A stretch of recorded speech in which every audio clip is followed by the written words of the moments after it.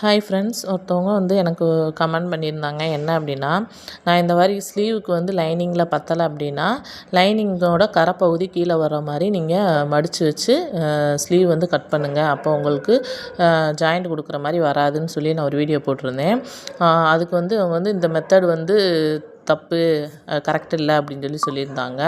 அவங்களுக்கான வீடியோ தான் இது. நான் பாருங்கள், கரெக்டாக லைனிங்கை நான் அவங்க சொன்ன மாதிரி நான் மடித்து போட்டிருக்கேன். ஸோ ஆனால் 1.5 இன்ச்சுக்கு நம்மளுக்கு ஜாயிண்ட் கொடுக்குற மாதிரி இருக்குது. இதே இது நான் இப்போ லைனிங்கை கரைப்பகுதியை கீழே மடித்து வச்சுருக்கேன். அதே ஸ்லீவ் எடுத்து நான் வைக்கிறேன் பாருங்கள்.